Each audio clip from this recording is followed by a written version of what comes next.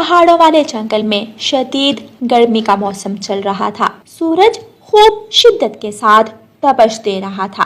एक पेड़ पर एक घोंसला था जिसमें एक चिड़िया अपने दो बच्चों गुड़िया और कुकू के साथ बैठी थी। रानो चिड़िया अपने चेहरे से पसीना पोंछते हुए अपने बच्चों से कहती है, बच्चों, गर्मी तो दिन ब दिन बढ़ती जा रही है। अगर हमने जल्द अपना ठंडा घर ना बनाया तो बहुत बुरा होगा। मम्मा, हम अपना ठंडा घर कैसे बनाएंगे? बेटी गुड़िया, हम अपना मिट्टी का घर बनाएंगे। वो घर ठंडा होता है। इस तरह हमारी गर्मियाँ आसानी से गुजर जाएंगी। आप दोनों यहीं बैठो, मैं तोते अंकल से पूछ कर आती हूँ कि मिट्टी कहाँ से मिलेगी। फिर हम अपना घर बनाना शुरू करते हैं। रानो चिड़िया अपने घोंसले से उड़ती है और तोते के घर जाती है। तोते भैया, मैं अपना मिट्टी का घर बनाना चाहती हूँ। आप मुझे बताएंगे कि मिट्टी कहाँ से मिलेगी? चिड़िया रानी, मिट्टी का घर बनाने का कोई फायदा नहीं है। देखना, मौसम बदल जाएगा और बारिशें शुरू हो जाएंगी। तुम्हारा मिट्टी का घर सारे का सारा ढह जाएगा। तोते भैया, अभी मौसम बदलने में काफी देर है। अगर मैंने अभी घर ना बनाया तो इस गर्मी को सहकर हम वैसे ही बीमार पड़ जाएंगे। अच्छा, वो जो पुराना बड़ा बरगद का पेड़ है, उस पेड़ के पास एक नदी है, वहाँ से तुम्हें मिट्टी मिल जाएगी। रानो चिड़िया तोते को धन्यवाद कहती है और वापस अपने घोंसले में जाती है। बच्चों, मिट्टी का बंदोबस्त हो गया है। अब मैं मिट्टी लेने जा रही हूँ। मम्मा, हम भी साथ चलें? मैं और गुड़िया बहन भी आपकी मदद करेंगे। अच्छा ठीक है, आ जाओ। मम्मा चिड़िया और बच्चे नदी पर जाते हैं। वहाँ बड़े बड़े मिट्टी के टीले थे। यहाँ पर तो बहुत मिट्टी है, हमारा घर तो आसानी से बन जाएगा। वो सब अपने पंखों से मिट्टी उठाते हैं और वापस घोंसले के पास ले जाते हैं। थोड़ी दूर कालू कौवा और गोरी कौवी बैठे थे। वो रानो चिड़िया को गौर से देख रहे थे। ये रानो चिड़िया क्या कर रही है? मिट्टी क्यों इकट्ठी कर रही है? चलो उससे जाकर पूछते हैं। दोनों कौवा और कौवी उड़ते हैं और रानो चिड़िया के पास जाते हैं। रानो, ये मिट्टी का ढेर तुमने यहाँ क्यों लगाया है? गौरी बहन, हम अपना मिट्टी का घर बनाने वाले हैं। मिट्टी का घर अंदर से ठंडा होता है, वो हमें सूरज की तपश से बचाएगा। तुम्हें आता है मिट्टी का घर बनाना? हाँ, मुझे मेरी माँ ने सब कुछ सिखाया है। दोनों कालू और गोरी वहाँ से उड़ते हैं और दूर पेड़ पर जाकर बैठ जाते हैं। ये रानो चिड़िया भी अब घर बनाने लग गई है। मतलब सिर्फ हम ही हैं जो इस गर्मी को सहकर मर जाएंगे। मेरे दिमाग में एक विचार आया है। इस कमजोर चिड़िया को एक बार घर बना लेने दो, फिर हम दोनों जाकर उस मिट्टी के ठंडे घर पर कब्जा कर लेंगे। शाम तक माँ और बच्चे मिलकर अपना मिट्टी का सुंदर सा घर बना लेते हैं। वो सब घर के अंदर जाते हैं। मम्मा, ये घर तो सच में बहुत ठंडा है, बहुत पुरसुकून है ये घर। रात को वो सब अपने घर में मीठी नींद सो जाते हैं। सुबह हो जाती है। कालू कौवा आकर चिड़िया के घर के दरवाजे पर दस्तक देता है। रानो चिड़िया दरवाजा खोलती है। रानो, तुम यहाँ सोई पड़ी हो और वहाँ सब पक्षी भोजन इकट्ठा कर रहे हैं। क्या कह रहे हैं कालू भाई? मुझे कुछ समझ नहीं आ रही। रानो चिड़िया, पूर्व की दिशा में बहुत सारे चावलों और मकई के पौधे हैं। सब पक्षी वहाँ से दाना लेकर जा रहे हैं। अच्छा, फिर मैं भी जाती। गुड़िया और गुगू, आप घर में ही रहना, मैं भोजन लेकर आती। नहीं रानो, तुम अपने बच्चों को भी साथ ही लेकर जाओ। वहाँ पर पहले ही इतने पक्षी हैं। जितने तुम सब ज्यादा जाओगे उतना ज्यादा भोजन ला सकोगे। रानो चिड़िया कालू कौवे की बातों में आकर अपने बच्चों को साथ लेकर उड़ती है और जाते जाते अपने घर का दरवाजा खुला ही छोड़ देती है। रानो चिड़िया के जाते ही कालू कौवा भागा भागा अपनी पत्नी गौरी के पास जाता है। गौरी पत्नी जी, काम हो गया। चलो जल्दी जाकर उस चिड़िया के घर पर कब्जा कर लेते हैं। दोनों दुष्ट कौवे खुशी खुशी रानो चिड़िया के घर जाते हैं और दरवाजे की अंदर से कुंडी लगा लेते हैं। दोनों चिड़िया जब खुशी की दिशा में जाते हैं घर जाते हैं और दरवाजे की निशान से कुंडी लगा लेते हैं। ना तो दाना है और ना ही कोई पक्षी। नहीं, कालू ने हमारे साथ ऐसा मजाक क्यों किया? चलो बच्चों, घर चलें।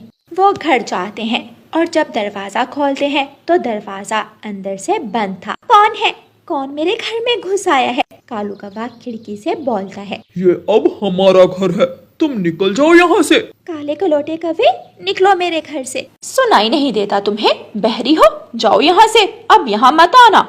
रानो चिड़िया उदास मन के साथ अपने बच्चों को लेकर दूसरे पेड़ पर जाकर बैठ जाती है। शाम हो जाती है। बच्चे डर रहे थे।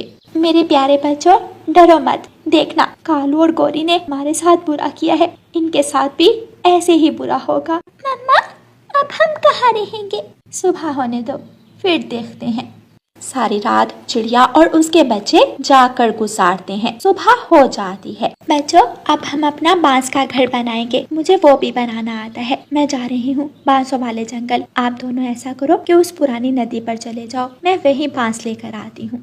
रानू चिड़िया बांसों वाले जंगल चली जाती है। वो वहाँ से बांस काटती है, एक गठरी बना है। वो सारा दिन मेहनत करती है और अपना बांसों का घर बना लेती है। जे अपना नया घर देखकर बहुत खुश होते हैं। बच्चों, आप दोनों घर के अंदर जाओ, मैं दाना लेकर आती हूँ। रानू चिड़िया घने जंगल जाती है। वहाँ उसको कुछ फल मिल जाते हैं। रानू चिड़िया वो फल लेकर अपने घर आ जाती है। रात हो जाती है। रात होते साथ ही आसमान पर गहरे काले बादल छा जाते हैं और तेज बारिश शुरू हो जाती है। कालू कौवा और गौरी कौवी जिस घर में थे वो थोड़ी देर तक तो ठीक रहता है, लेकिन जब बारिश ज्यादा तेज हो जाती है तो मिट्टी का घर गिरना शुरू हो जाता है। कालू, ये छत की मिट्टी तो उतरती जा रही है, जल्दी से यहाँ से निकलो। वो दोनों जैसे ही बाहर आते हैं वो मिट्टी का घर धड़म से गिर जाता है और सारे का सारा टूट जाता है। कालू, कुछ करो, मुझे बहुत ठंड लग रही है, मैं तो इस बारिश में बीमार हो जाऊंगी। मैं देखता हूँ कोई आसपास सुरक्षित जगह, तुम इस पेड़ के नीचे खड़ी हो जाओ।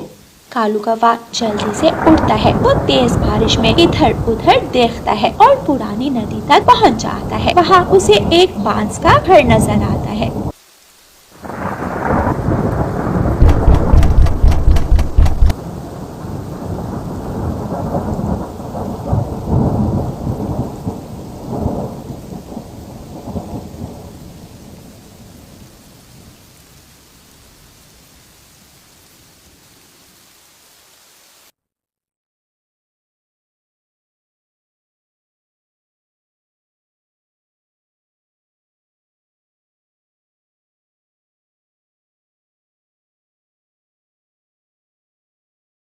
कालू कौवा जल्दी से अपनी पत्नी के पास जाता है और उसे लेकर रानू चिड़िया के घर आ जाता है।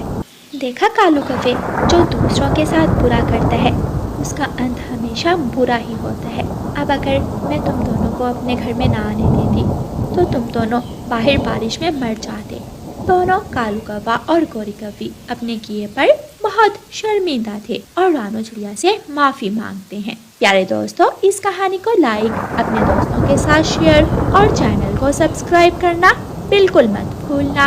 आपका धन्यवाद। गौरी कौवी अपने घर में सो रही थी कि दरवाजे पर दस्तक होती है। बुढ़िया, क्या काम है? क्यों मेरे घर का दरवाजा तोड़ रही हो? मैं कालू की माँ हूँ। मैं कुछ दिन अपने बेटे के पास रहने आई हूँ, बहू रानी। मैंने अभी कल ही कालू से कहा था कि जाकर तुमसे मिल आए और तुम आ गई हो मुंह उठाकर।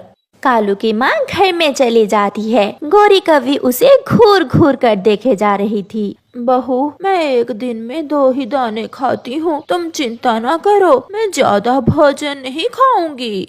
ज्यादा भोजन मिलेगा भी नहीं। जितना मेहनती आपका बेटा है आपको अच्छे से मालूम है।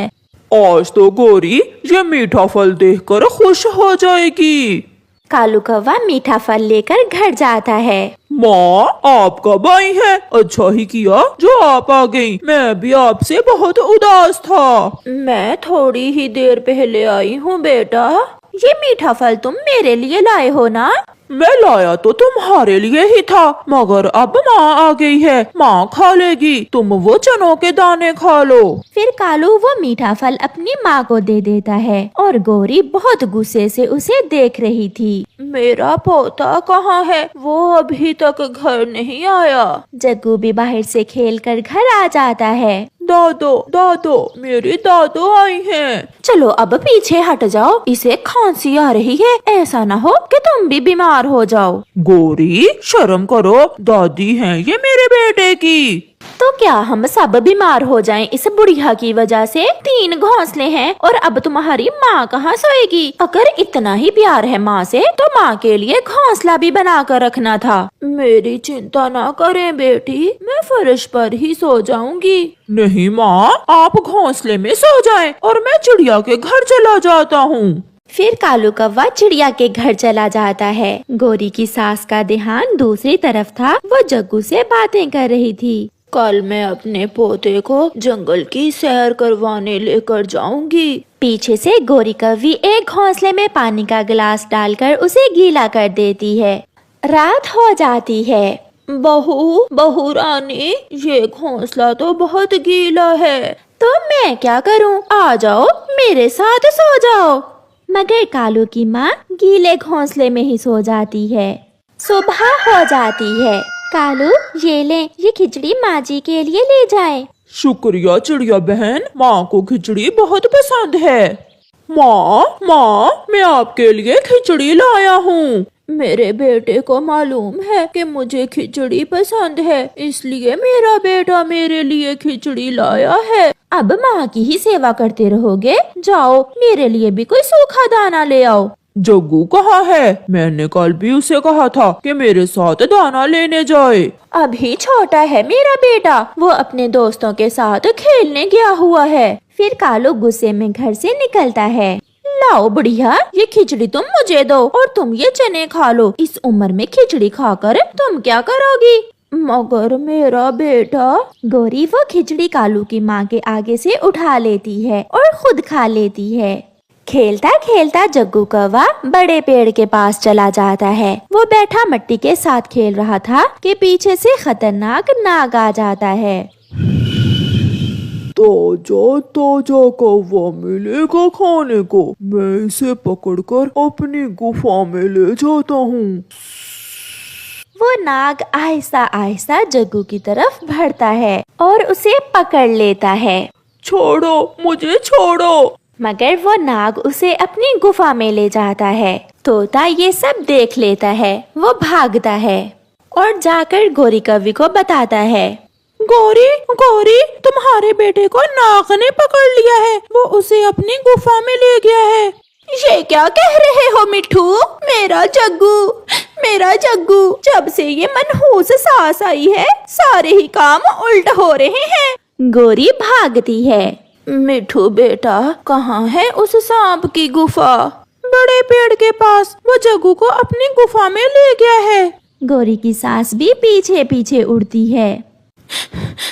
चिड़िया, कालू यहाँ है क्या? नहीं गोरी बहन, कालू तो सुबह से मेरे पास नहीं आया। मेरे जग्गू को नाग ने पकड़ लिया है। चिड़िया, कालू मिल नहीं रहा। कौवे, क्या तुम्हें खाने से मेरा रंग तो नहीं काला होगा? प्लीज मुझे जाने दे, मैं तो यहाँ खेलने आया था। चिंता ना करो, आज की रात मैं तुम्हें नहीं खाऊंगा, क्योंकि अभी अभी मैंने 2 मेंढक खाए हैं। मैं तुम्हें कल खाऊंगा। और हाँ, याद रखना, अगर यहाँ से भागने की कोशिश की तो मैं तुम्हें डस कर मार दूंगा। कालू, तुम यहाँ बैठे हो और हमारे जग्गू को नाग ने पकड़ लिया है। कब? कहाँ है जग्गू? बड़े पेड़ के पास गुफा में ले गया है वो सांप हमारे जग्गू को। फिर गौरी और कालू वहाँ से उड़ते हैं। गौरी, वहाँ उस गुफा में लेकर गया है वो नाग तुम्हारे बेटे को। कालू, जाओ, तुम गुफा के अंदर जाओ और मेरे बेटे को उस नाग से बचा लो। गौरी, वो नाग बहुत खतरनाक है। मैं अकेला कैसे मुकाबला कर सकता हूँ उस नाग का? तुम भी मेरे साथ आओ। कालू, तुम्हें मालूम तो है मुझे नाग से बहुत डर लगता है। कालू की माँ भी पूछते पूछते वहाँ आ जाती है। कहाँ है वो नाग जिसने मेरे पोते को पकड़ा है? कहाँ है वो उस सामने वाली गुफा में है। बिना कुछ सोचे कालू की माँ उस गुफा की तरफ उड़ती है। वो गुफा में चली जाती है। बूढ़ी कौवी, मरने आई हो क्या तुम यहाँ? दादो, मुझे बचा लो। तो इसका मतलब दादी और पोता 2 भोजन मिलेंगे मुझे आज। तुम मुझे तो मार सकते हो, मगर मैं अपने पोते को तुम्हें हाथ नहीं लगाने दूंगी। सांप आगे बढ़ता है जग्गू बेटा मेरे पीछे आ जाओ। जग्गू की दादी भी अपने पंजों से नाग पर हमला करती है। दोनों में खूब लड़ाई शुरू हो जाती है। जग्गू बेटा आप यहाँ से भाग जाओ, आप बाहर चले जाओ। मगर दादो मैं आपको छोड़कर नहीं जा सकता। जाओ मेरे जग्गू, तुम जाओ यहाँ से। फिर जग्गू गुफा से बाहर चला जाता है। गौरी अपने बेटे को सुरक्षित देखकर उसे गले से लगा लेती है। मेरी दादो गुफा में नाग से लड़ रही है। पापा दादो को बचा लें, वो नाग मेरी दादो को मार देगा। इतने में लहूलुहान जग्गू की दादो गुफा से बाहर आती है और आकर उनके पास गिर जाती है। जग्गू बेटा आप ठीक तो हो? मैं ठीक हूँ दादो। माँ आपको तो नाग ने डस लिया है। मैं अभी आपको बुलबुल के पास लेकर जाता हूँ। नहीं बेटा अब मेरे पास समय नहीं है। माँ आपने मेरे बेटे की जान बचाई। मैंने आपसे बहुत लड़ाई की और आपने फिर भी मेरे बेटे की जान बचाई है। बहू आप जितने भी बड़े हो जाओ हमारे लिए आप बच्चे ही हो। और माँ बाप कभी अपने बच्चों की बातों का बुरा नहीं मनाते। कालू की माँ मर जाती है। जग्गू बच गया था। गौरी और कालू जग्गू को लेकर घर वापस चले जाते हैं। कालू मैं बहुत बुरी हूँ, मैं खुद को कभी माफ नहीं कर पाऊंगी। गौरी जब समय गुजर जाए तो पछताने का कोई फायदा नहीं होता। अब मेरी माँ कभी लौट कर आने वाली नहीं है। प्यारे दोस्तों, इस कहानी से हमें सीख मिलती है कि हमेशा बड़ों की इज्जत करें, क्योंकि वो हमें सुरक्षित रखने के लिए अपनी जान तक दे देते हैं। आपका धन्यवाद।